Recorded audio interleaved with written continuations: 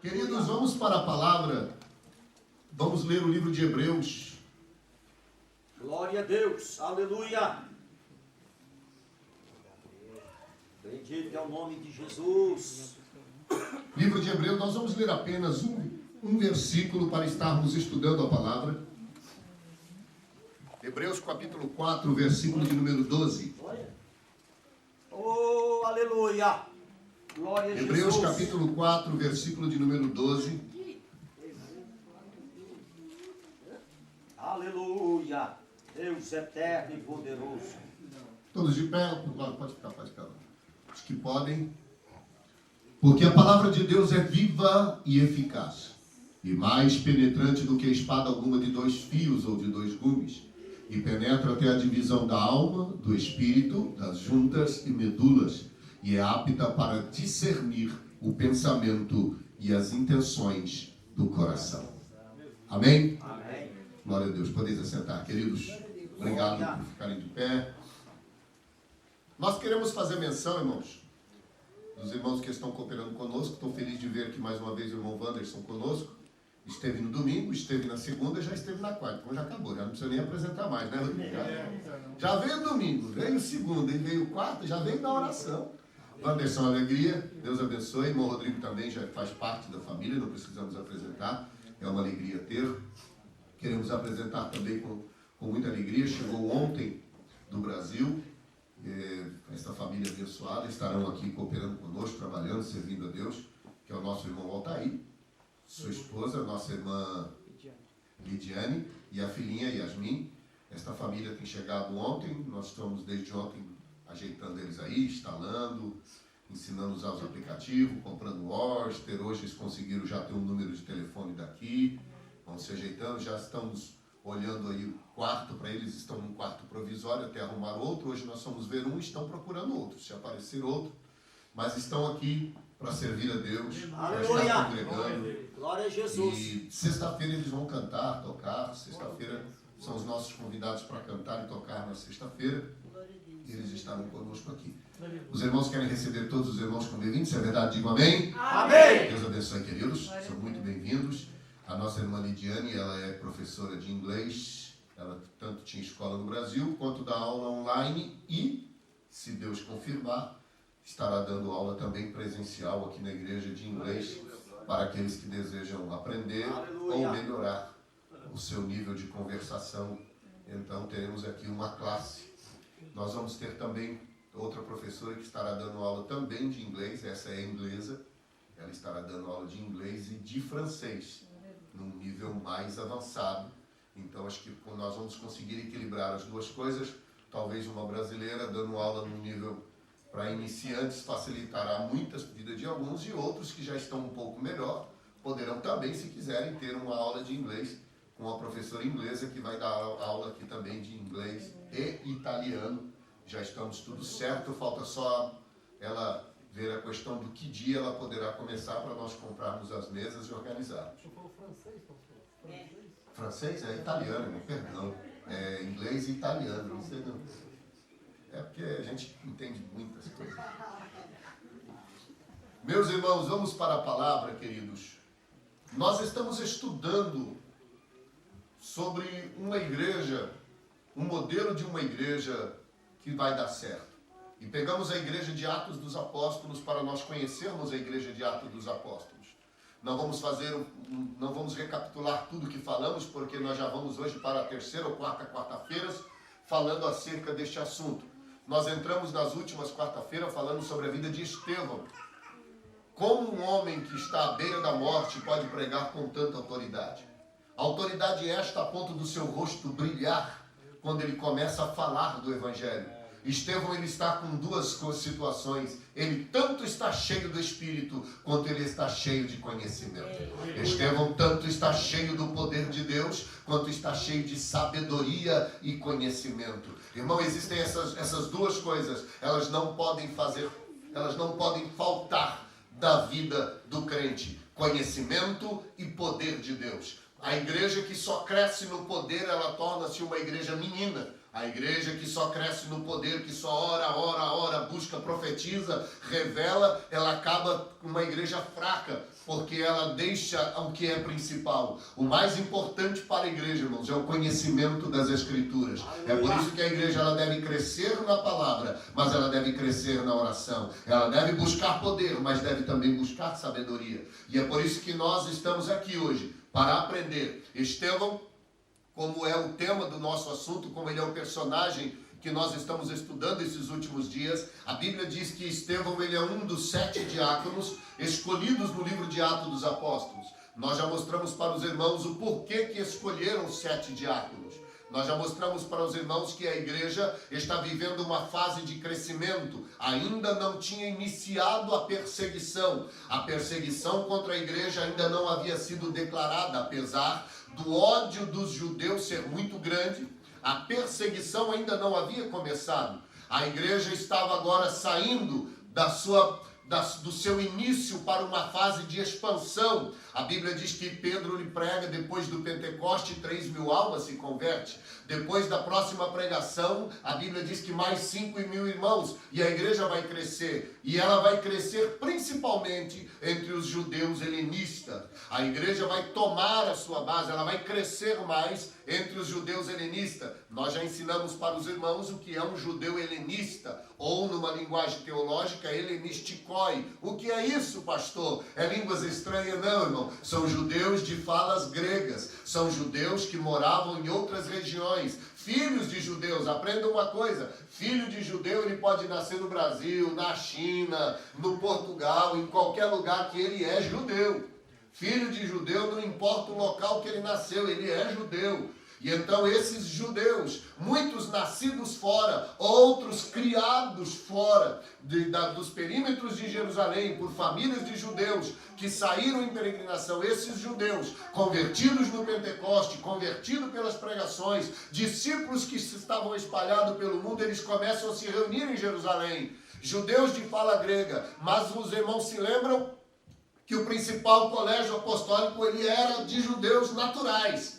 Judeus nascidos e criados. E toda esta igreja estava dando mais atenção para as viúvas, para as famílias carentes dos judeus naturais. E as viúvas e os judeus carentes, os judeus helenistas, estavam sendo esquecidos. Eles não estavam tendo a mesma divisão de alimentos, a mesma atenção, a mesma visita. Lembre-se que os judeus, os diáconos aqui, eles não estavam cuidando só de dar comida, eles trabalhavam na visita, no discipulado, na oração, no acompanhamento, porque tem gente que acha que esses diáconos aqui, eles só serviam para dividir o alimento e servir as viúvas. Não, irmão. Eles estavam trabalhando entre este povo em todas as áreas que precisavam. Áreas que eles estavam esquecidos durante o período dos apóstolos. Então Pedro ele disse, olha, não é justo que a gente deixe a palavra para servir a mesa, para cuidar destas coisas pequenas. Então vamos fazer o seguinte, escolhe 7 homens cheios de boa reputação, cheios de fé, cheios do Espírito Santo, cheios de sabedoria, e vamos constituir eles sobre este importante negócio. Nasce aqui o ministério dos diáconos. Nasce aqui a diaconia, uma palavra grega para servir. Vai nascer aqui a diaconia cristã, os diáconos que vão cuidar do dia a dia da igreja, entre o povo, entre os judeus helenistas e entre todos. Então 7 homens.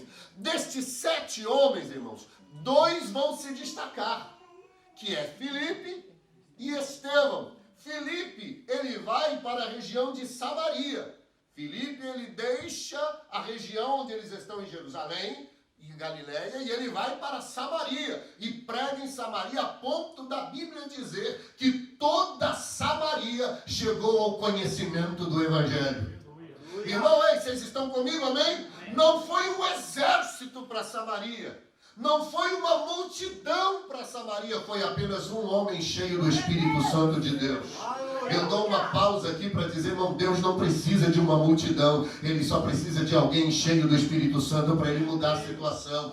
Deus não precisa de uma multidão para mudar a sua casa, Deus só precisa que você se levante cheio do Espírito Santo e Ele pode mudar a sua casa. Deus não precisa que seja funcionários todos crentes, Deus só precisa que um crente se levante cheio do Espírito Santo para mudar toda a situação. Filipe vai para Samaria e a Bíblia diz que toda Samaria veio ao conhecimento do Evangelho.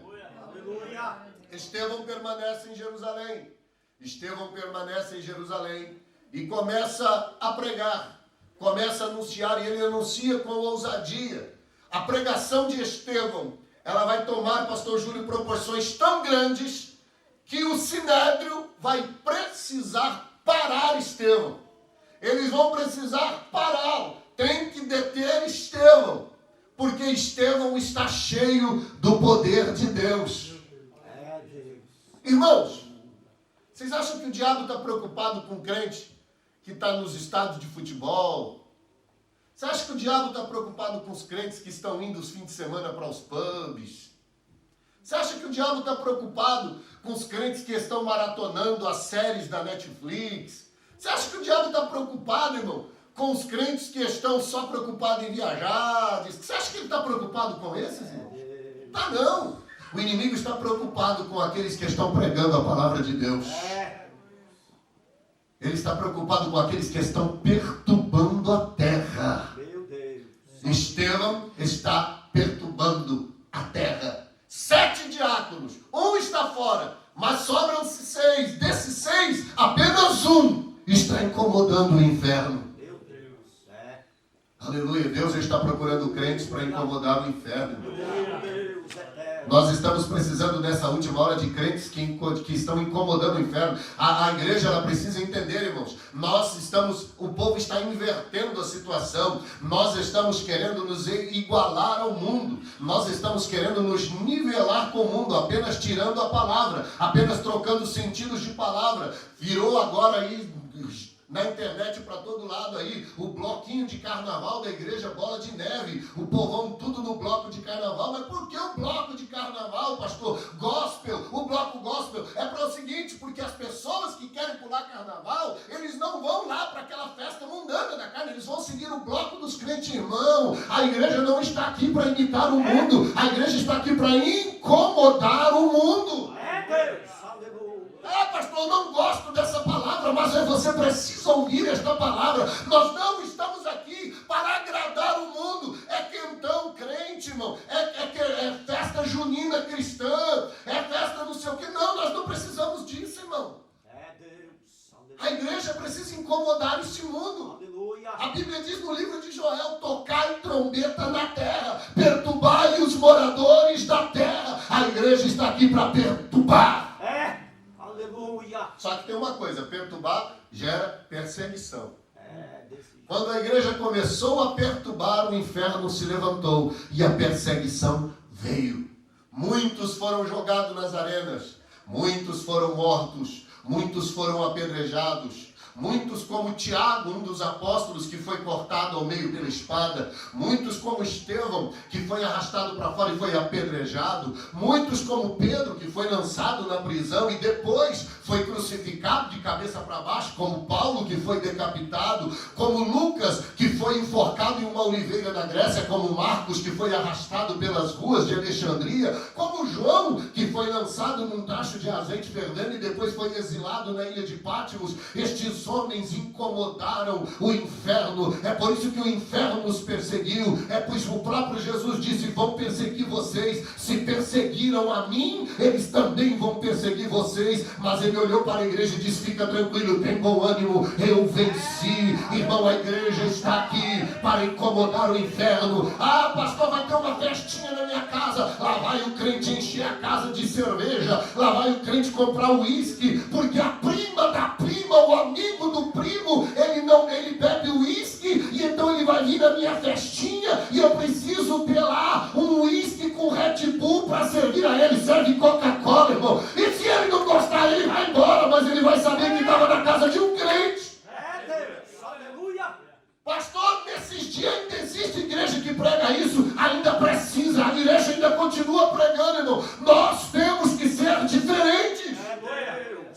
Aleluia. Oh, glória.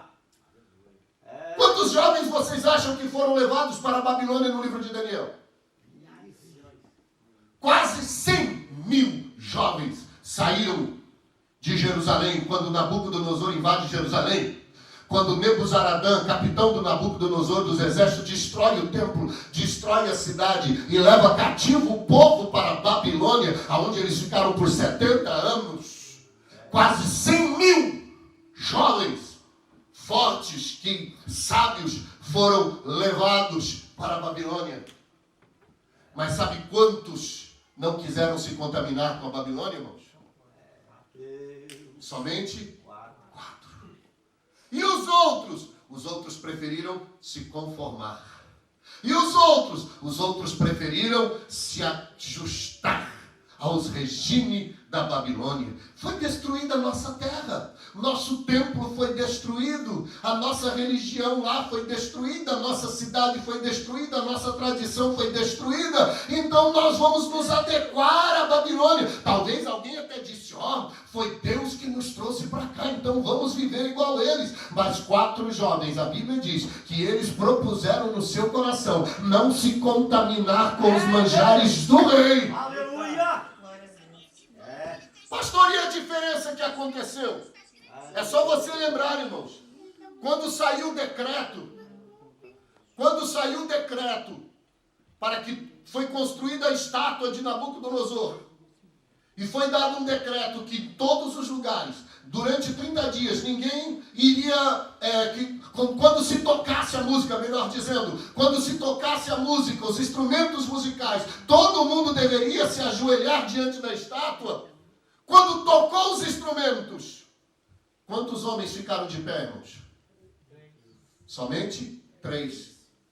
Daniel era estadista, estava fora, dentro da cidade, ficaram apenas 3. E os outros judeus se prostraram diante da estátua. Por quê? Porque ficaram com medo de perder a sua vida.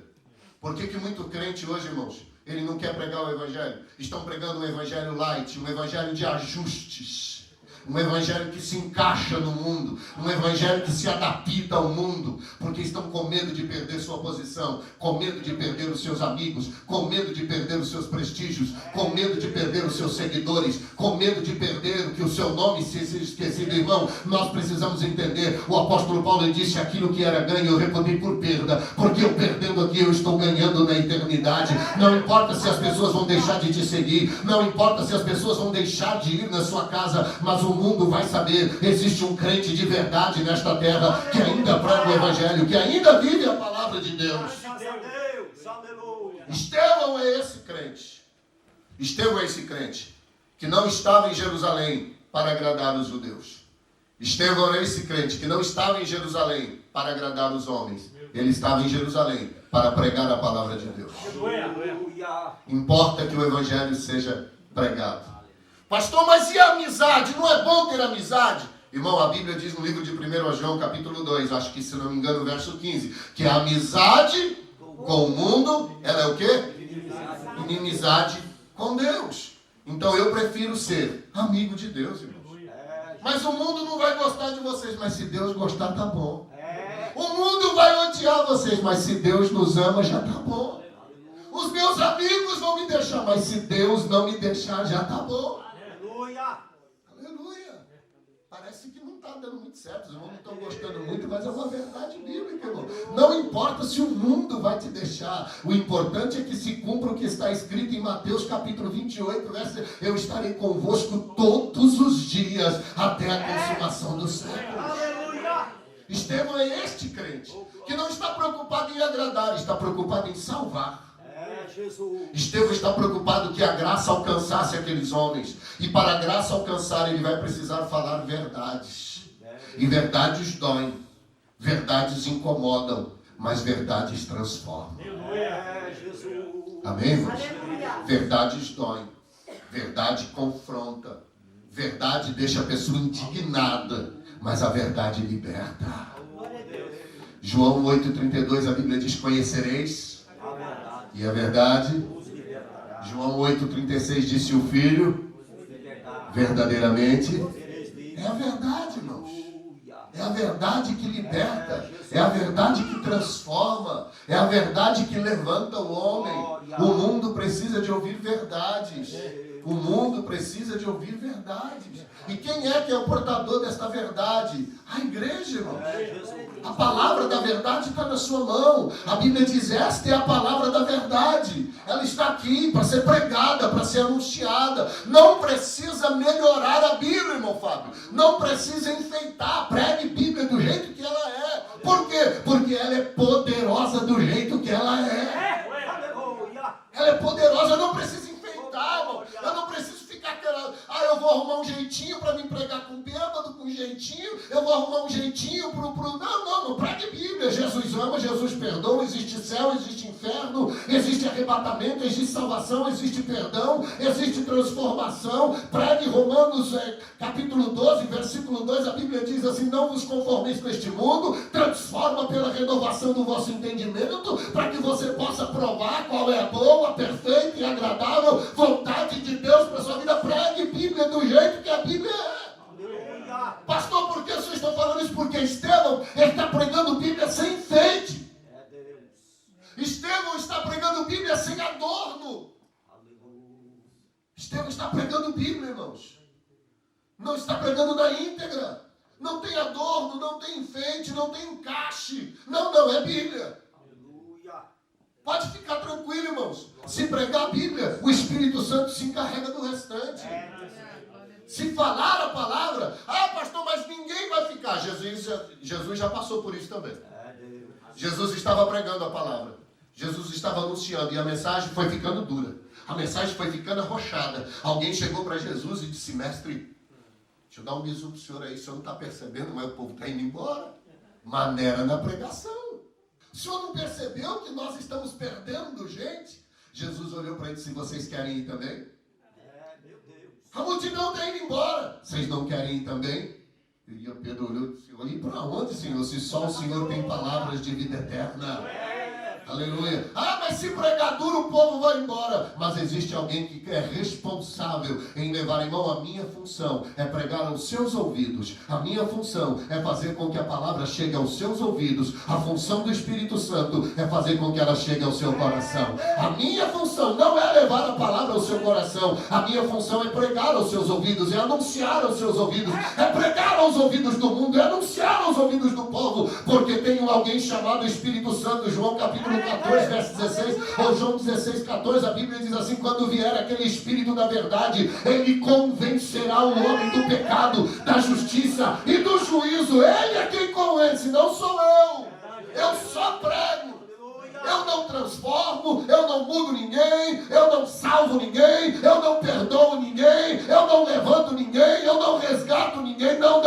Esta função está dada para o meu Cristo e para o Espírito Santo de Deus. A minha função é ser pregador. Paulo está incomodado numa cidade e o Espírito diz para Paulo, prega nesta cidade, fale e não te cales, porque ainda tem muito povo para salvar nessa cidade. Bíblia. Nós precisamos pregar Bíblia. Menos teatro.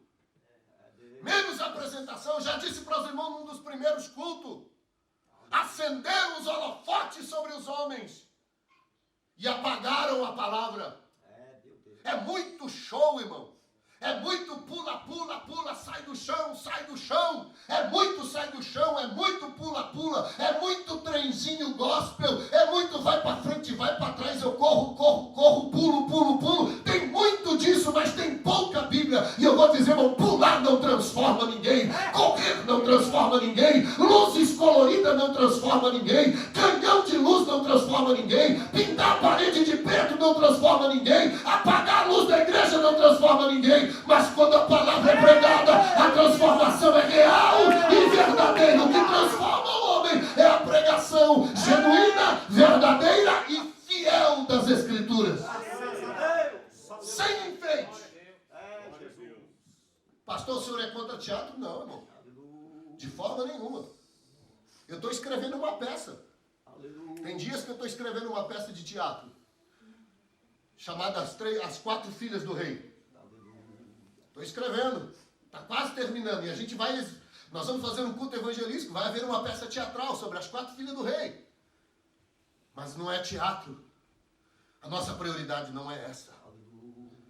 A nossa prioridade, irmãos, é pregar a palavra de Deus. Jesus disse assim: ide por todo o mundo, pregai a toda criatura. É o que salva, é a pregação. Estevão está cheio de conhecimento da palavra. E é isto que nós vamos entrar aqui. Essa palavra. Vamos conhecer este livro. Falando em conhecer este livro, quantos tem ele ainda? Meu Deus, que glória. Opa! Glória! Rapaz, gostei agora eu me emocionei. Aleluia! Bíblia. Pastor que pregou domingo, pastor Wellington que pregou domingo, ele falou uma coisa que eu gosto de falar, irmãos. Presta aqui. Quantos tem celular? Quantos tem Bíblia no seu celular aí? Mas se você andar com o seu celular na rua, o que é você? Só mais um. Não é assim, irmão?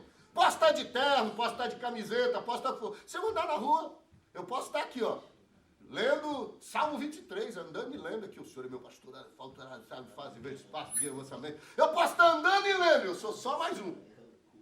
Agora, se vocês me verem na rua, desse jeito, o que vocês vão dizer? Vocês, não vamos... Se vocês me verem, vocês nunca me viram, não me conhecem, não sabem que eu sou, nem de onde eu vim, mas vocês me veem andando na rua desse jeito. Manube, me vê andando, vocês vão dizer que eu sou o quê? Vai o crente. Pronto.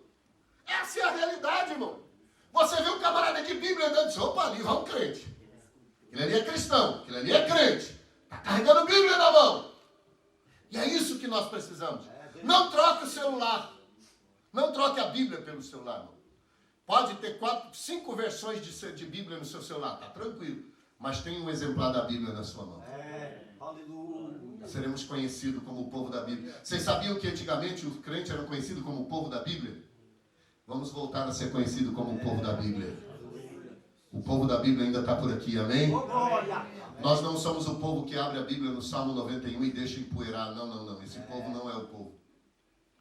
Porque a Bíblia no seu armário não tem poder nenhum.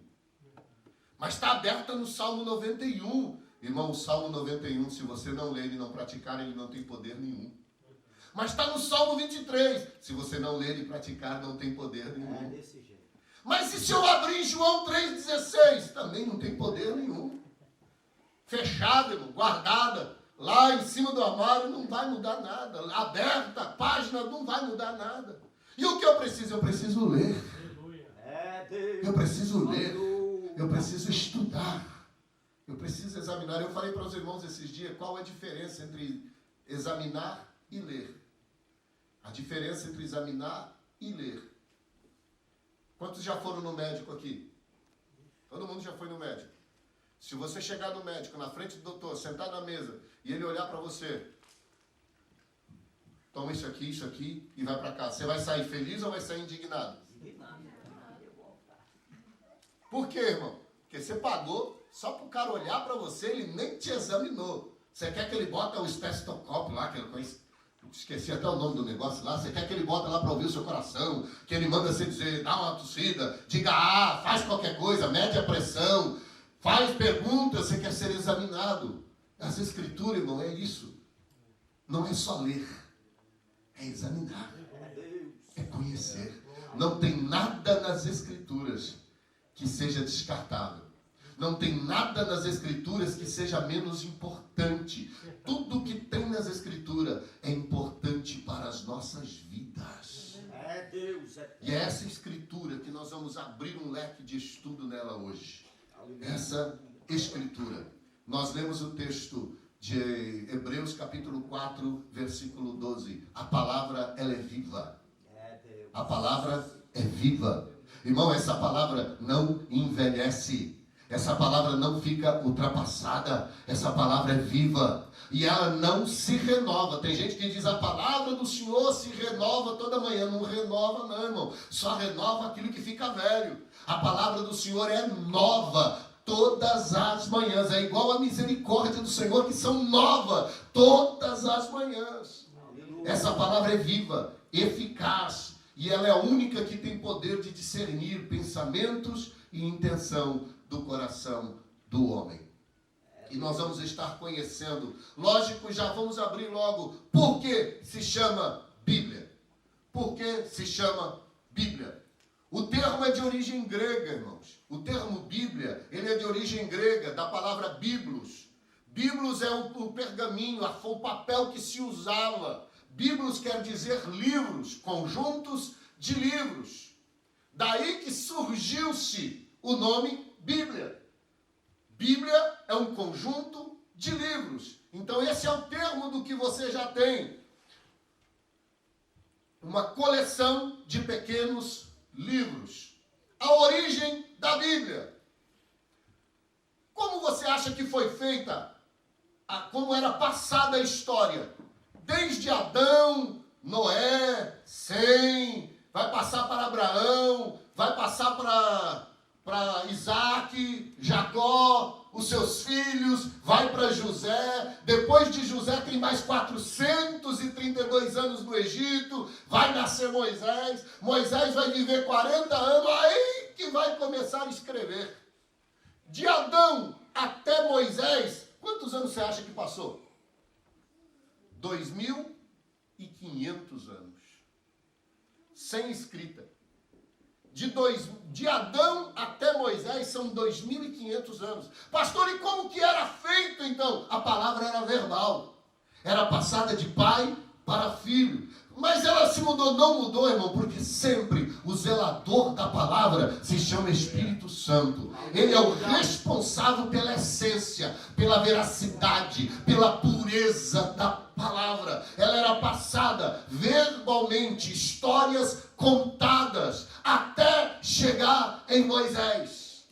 Até chegar. Moisés vai ser um dos primeiros a começar a escrever. A palavra vai deixar de ser verbal. Ela vai deixar de ser passada verbalmente, de pais para filhos, netos para bisnetos. Ela vai deixar de ser passada verbalmente e ela vai começar a ser escrita. Coloca para nós aí, Êxodo 17:14. E então disse o Senhor a Moisés: escreve isto para a memória num livro e relata aos ouvidos de Josué que eu totalmente hei de riscar a memória de Amaleque de debaixo dos céus. A ordem para escrever veio de Deus. A ordem para se escrever, ela veio do próprio Deus. Escreve isto num livro. Moisés, ele é o escritor de pelo menos 6 livros da Bíblia. 5 é comprovado, 1 talvez acha-se que ele é ou não. 5 livros da Bíblia é certo que é Moisés, chamado de Pentateuco. Os 5 primeiros livros da Bíblia que os irmãos conhecem: Gênesis, Êxodo, Levítico, Números e Deuteronômios. Gênesis, Êxodo, Levítico, Números e Deuteronômio. São 5 livros da Bíblia, chamado de Pentateuco. A Torá judaica, a lei judaica. Esses são os 5 primeiros livros da Bíblia, da qual regeu os judeus por muito tempo. Por muito tempo. Escritos por Moisés. Pastor, e o 6º? O 6º livro é o livro de Jó. Mas se atribui a escrita do livro de Jó a Moisés. Mas não se tem total certeza que foi Moisés. Mas uma coisa assim é certa: Jó é o livro mais antigo. Antes desses é o livro de Jó. Ele é um dos primeiros livros a serem escritos. Mas nós estamos mostrando para os irmãos a origem. Primeiro mostrando para os irmãos de onde surgiu a palavra Bíblia. A palavra Bíblia, ela vem do grego, biblos, um conjunto de livros. Ela demorou 2.500 anos, desde a história de Adão até Moisés, para começar a ser escrita. Durante este outro tempo, ela era passada de uma forma verbal, entre pai para filhos. E depois, até a Bíblia ser terminada, irmãos, até a Bíblia ser completa, vão se passar desde Moisés até o último escritor no livro do Apocalipse, vão se passar 1000 1.600 anos. Quantos anos? 1.600. 1.600 anos, desde Moisés até o último escritor do Novo Testamento. 1.600 anos. Quantos homens vão participar? Quantos homens vão escrever? 40 homens. 40 escritores levam um período de 1.600 anos. E o que torna esse livro tão veraz? Deixa eu falar um negócio para os irmãos aqui. Se eu contar uma história para o irmão Rodrigo, e essa história ficar só aqui dentro, e a gente passar essa história daqui por umas 2, 3 horas, essa história ela vai mudar pelo menos umas 4 ou 5 vezes. Só nesse pequeno grupo aqui hoje. Se for, eu conto uma história para ele, é igual aquela história. Diz que o professor fez ali chamou um menino e falou para ele, disse, olha, amanhã não vai ter aula. Avise para os outros alunos. E um já chegou e disse, amanhã não vai ter aula porque o professor ele vai viajar. O outro já disse, amanhã não vai ter aula porque parece que a escola vai entrar em reforma. O outro já disse, não vai ter aula porque vai ter um ataque terrorista. Quando chegou no último já ia uma bomba, tinha uma bomba na escola. Cada um vai aumentando. Cada um vai aumentando. Mas e o que tem a ver isso com a Bíblia? 1.600 anos, cerca de 40 escritores em diferentes épocas, diferentes culturas, diferentes classes sociais, e não há um erro. Aleluia. Você não entendeu? Saiu um glória a Deus tão tímido aí. 1.600 anos, cerca de 40 escritores, escrevendo em diferentes épocas, diferentes classes sociais. Tinha desde doutor a boiadeiro, agricultor, fazendeiros, médicos, estudiosos, tinham de todos. Mas, neste período, nenhuma contradição há em toda a Escritura. Aleluia. E olha que já tentaram achar, irmão. E olha que já lutaram para achar contradição. Já lutaram para achar um erro. Mas nunca encontraram. Pastor, o que faz esse livro ser tão especial? Irmão, você nunca viu em toda a história um livro tão perseguido quanto a Bíblia. Você nunca viu um livro tão odiado quanto a Bíblia. Alguém pode escrever um livro, a história do satanismo, esse livro vai ficar nas prateleiras e ninguém vai perseguir. Alguém pode escrever uma história de macabra, de perseguição, de assassinato. Pode escrever o que for, esse livro não vai incomodar. Mas quando a Bíblia chega no lugar, ela começa a incomodar.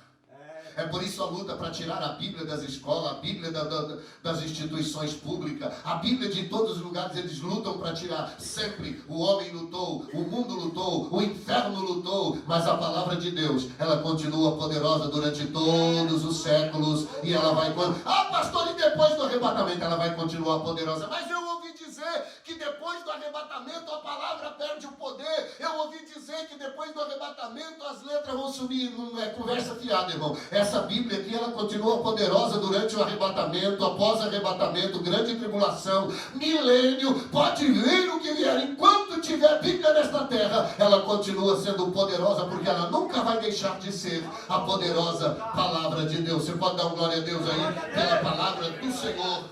Aleluia. Muitos já sabem, ela foi escrita em grego, aramaico e hebraico. São os 3 idiomas que se escreveram a Bíblia. Grego, aramaico e hebraico. Alguém vai dizer, o primeiro idioma que se escreveu a Bíblia foi aramaico. Não, senhor. O primeiro idioma escrito a Bíblia é o hebraico. Só tem 2 textos, só tem 2 livros que tem textos escritos em aramaico, que é o livro de Daniel e o livro de Esdras. Quem está anotando? Só o livro de Daniel e o livro de Esdras tem textos em aramaico. Todo o restante está escrito entre hebraico e grego. Pastor, o que é aramaico? Está escrito em aramaico, então vamos lá, o que é o aramaico? Bom, em primeiro lugar, aramaico é uma língua. Erra-se quem diz que aramaico é uma língua morta. Não, aramaico não é uma língua morta. Até hoje existem povoados que ainda falam o aramaico. O aramaico foi um dos primeiros idiomas que os hebreus tiveram. Só que o aramaico ele deixou de ser falado pela maioria. Foi substituído pelo hebraico. Vamos conhecer um pouco para a gente saber de onde é que veio o aramaico. Coloca para nós aí, 1 Crônicas, capítulo 17. Capítulo 1, versículo 17. De 1 Crônicas. Capítulo 1, verso 17. Crônicas.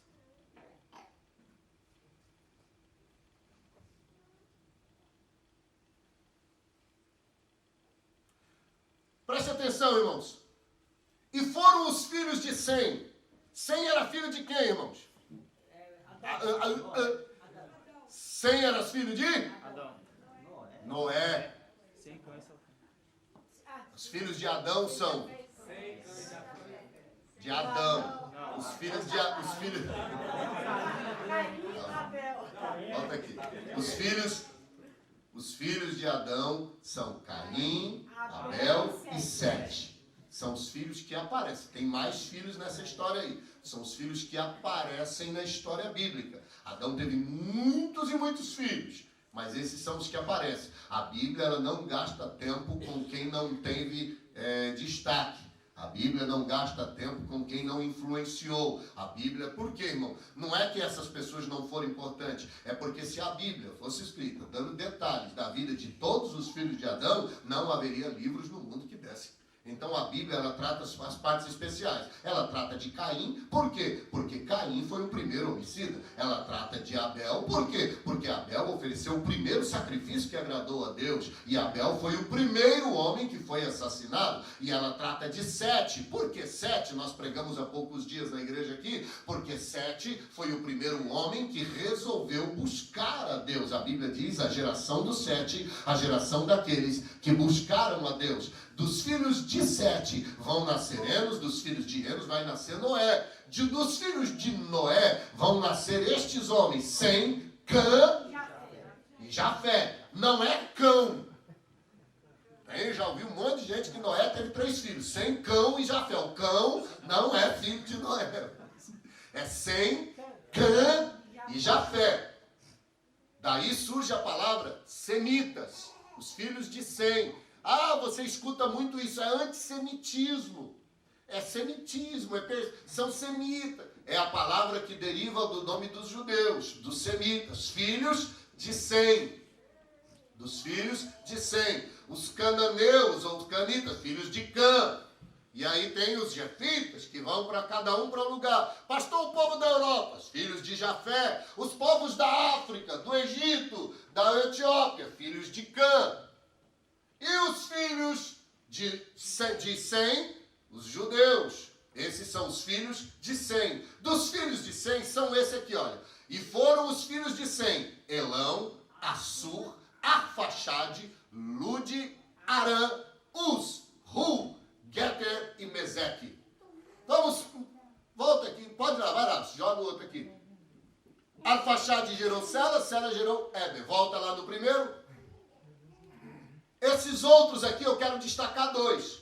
Eu quero destacar Arfaxade e eu quero destacar Arã.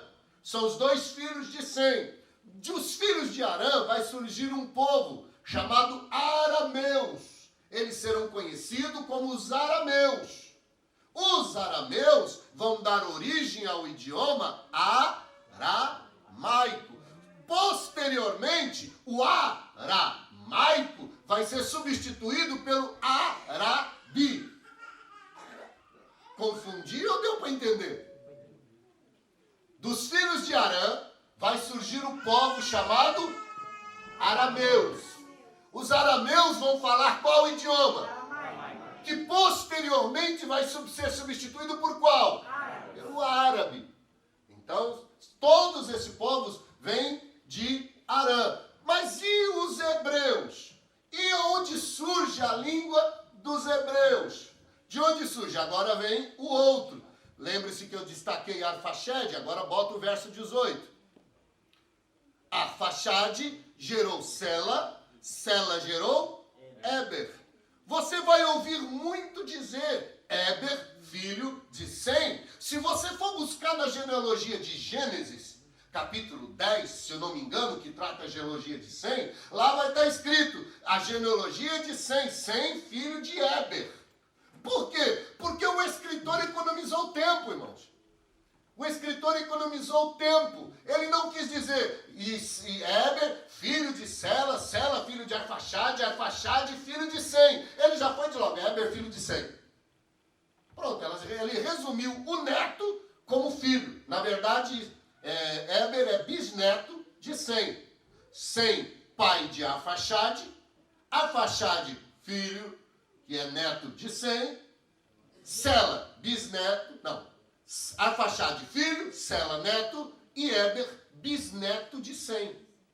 Mas a Bíblia, no capítulo 10 de Gênesis, ela trata direto como filho. Então, de Éber é o que se destaca. Por quê? Porque agora vai vir o verso 19. E Éber nasceram os filhos, um por nome Peleg, porquanto nos seus dias se repartiu a terra, e do seu irmão era Joquitã. Segura, vai ficar em Joquitã. Vai desaparecer um desses nomes, nessa linhagem. No livro de Gênesis, o escritor ele até destaca a linhagem de Joquitã.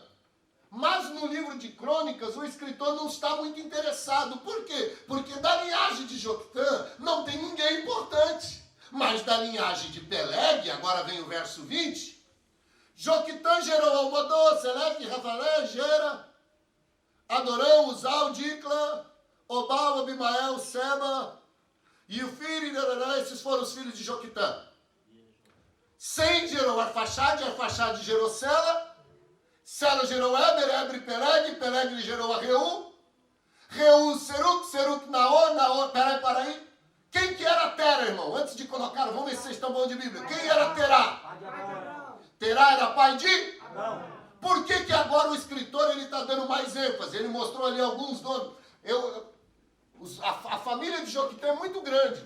Se você quer conhecer a família de Joquitã, leia o capítulo 10 de Gênesis. A família de Joquitã é muito grande. Mas o escritor não perdeu tempo. Porque eu já voltei a dizer para os irmãos, nas escrituras, os nomes vão aparecer de acordo com o destaque que eles têm na história. Nessa história aqui, eles estão querendo trazer a linhagem do povo hebreu. A linhagem do povo hebreu não é por Joquitã. A linhagem do povo hebreu é por Peleg.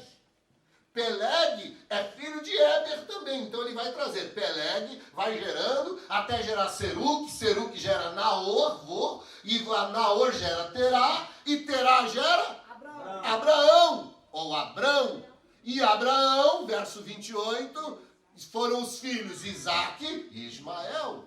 Pronto, não preciso ler mais. Aí vai dar as gerações de Ismael, é muita gente e o tempo vai embora. Era só para chegar. Por quê? Porque chegando em Abraão, Isaque e Jacó, vocês já sabem a história, o restante vocês já sabem. Nós estamos mostrando para os irmãos de onde é que surgiram os idiomas. Os hebreus, o povo hebreu, eles vêm de Éber. Éber, filho de Peleg. Peleg, filho de Arfaxade. Arfaxade, filho de Sem. Arfaxade, filho de Sem. Então essa é a linhagem do povo hebreu. Eles vêm por Éber. Essa é a linhagem. E o aramaico, os arameus, da qual dos arameus, irmãos, vai sair vários povos. Vai sair os filisteus. Numa outra hora dá para a gente entender alguma coisa. Vai sair os filisteus. Desses filisteus, lá na frente, vão surgir os povos árabes. A língua do aramaico ela vai ser substituída pelo árabe. Porém, em alguns lugares, ainda se fala o aramaico. Algumas aldeias ainda se fala o aramaico.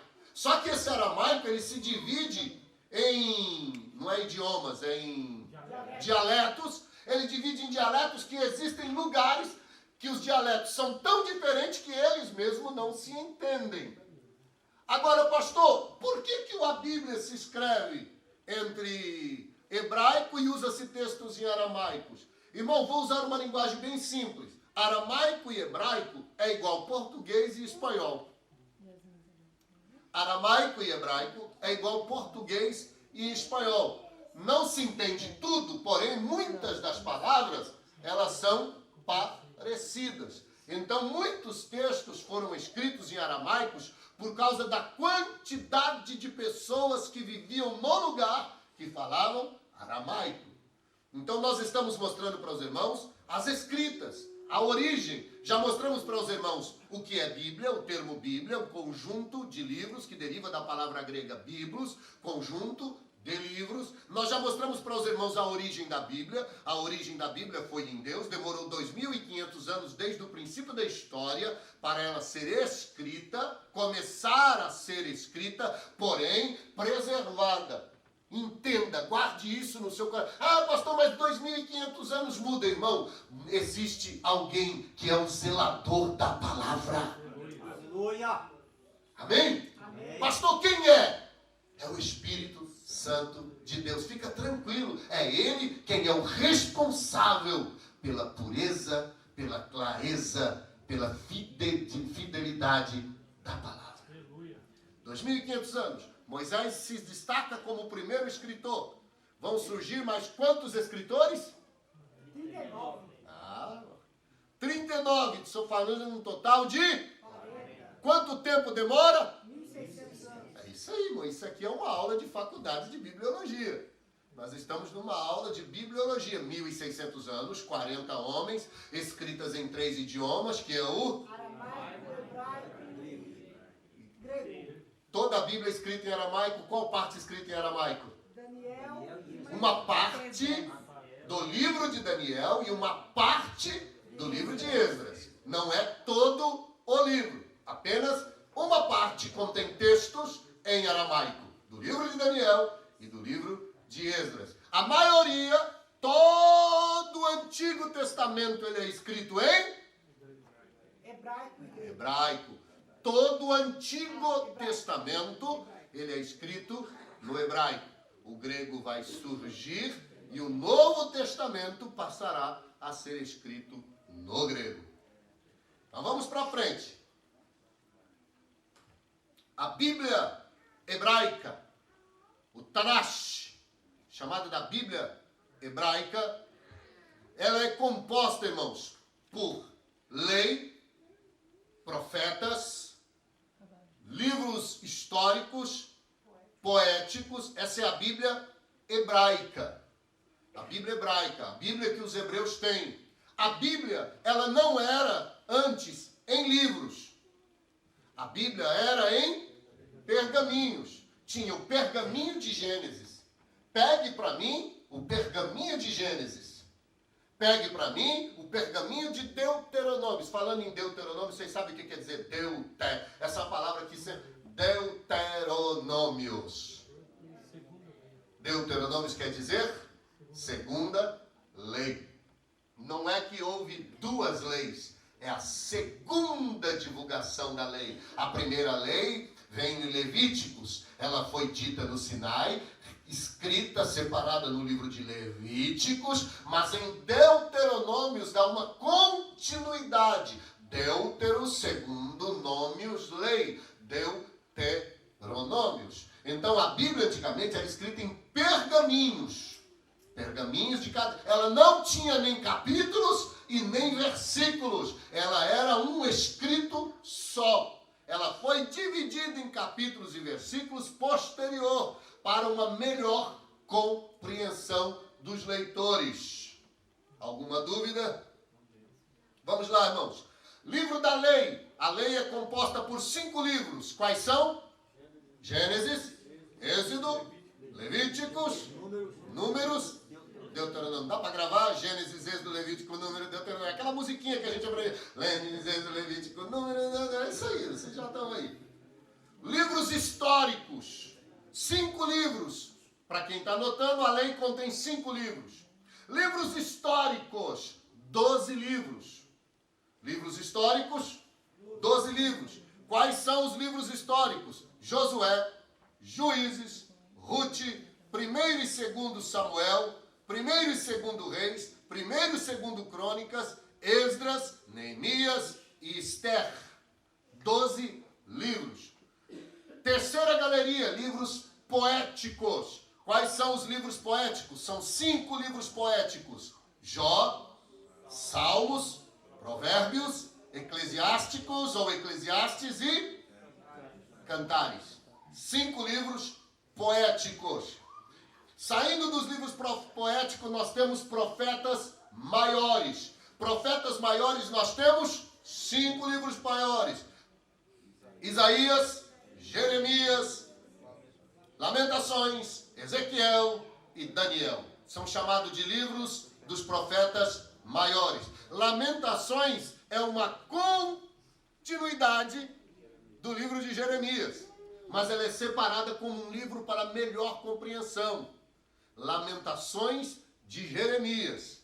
Então não precisa nem perguntar ao escritor de Lamentações. Depois dos profetas maiores, vocês estão anotando, amém? Tem alguma dúvida aí? Livros de lei, 5 livros. Livros históricos, 12 livros. Livros poéticos, 5 livros.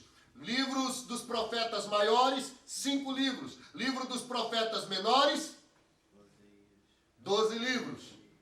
12 livros dos profetas menores. Alguém pode me explicar por que profeta menor? Porque eles são menos de poder? Porque eles têm menos autoridade. Não é menos, viu, irmão? Porque eles têm menos autoridade? Porque eles são menor conteúdo. O livro de, por exemplo, o livro de Isaías, ele é conhecido como a Bíblia dentro da Bíblia. Por quê? Quantos livros tem a Bíblia? 66. Quantos capítulos tem Isaías? Então é por isso que é conhecido como a Bíblia dentro da Bíblia. Porém, os profetas menores, os seus escritos são menores. São 12. Quais são os profetas menores? Oséias, Joel, Amós, Obadias, Jonas, Miqueias, Naum, Abacuque, Sofonias, Ageu, Zacarias e Malaquias. São profetas menores. Esse é o Antigo Testamento, chamado pelos judeus de Tanash. É a Bíblia dos judeus. É a Bíblia dos judeus. O Novo Testamento, irmãos. O Novo Testamento, ele tem 4 evangelhos.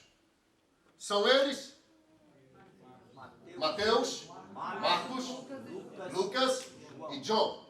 São os 4 evangelhos. Eles são chamados, irmãos, de evangelhos sinópticos.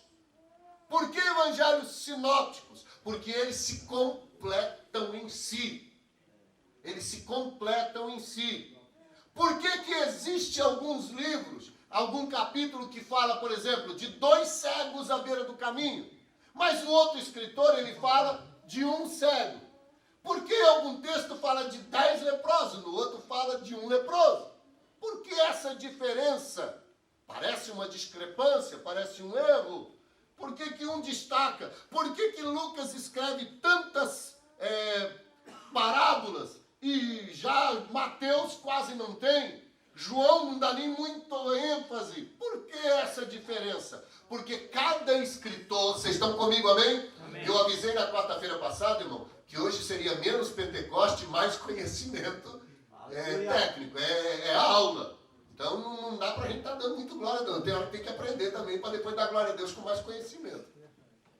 Os evangelhos são escritos para povos. Cada escritor dos evangelhos, lembre-se que nem todos os escritores são apóstolos. Nem todos são apóstolos.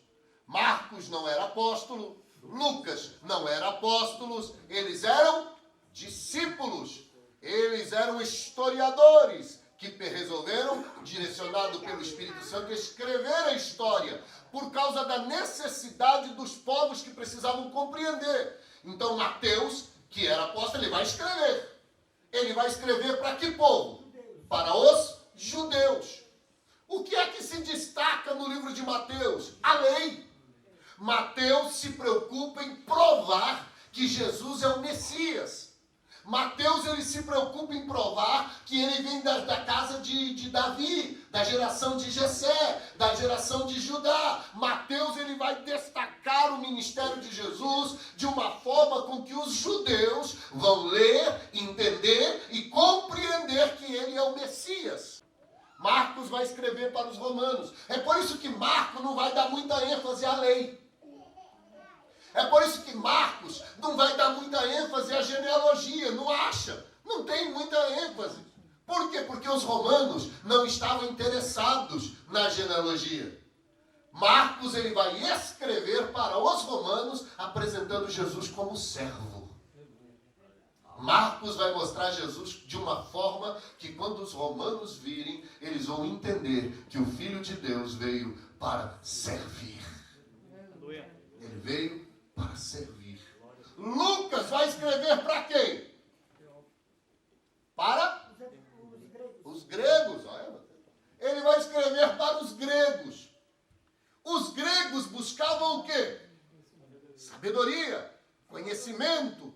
Os maiores filósofos, irmão, os gregos se assentavam, qualquer pensador, qualquer mestre que surgisse, o filósofo que se assentava, os judeus se reuniam para buscar coisas novas.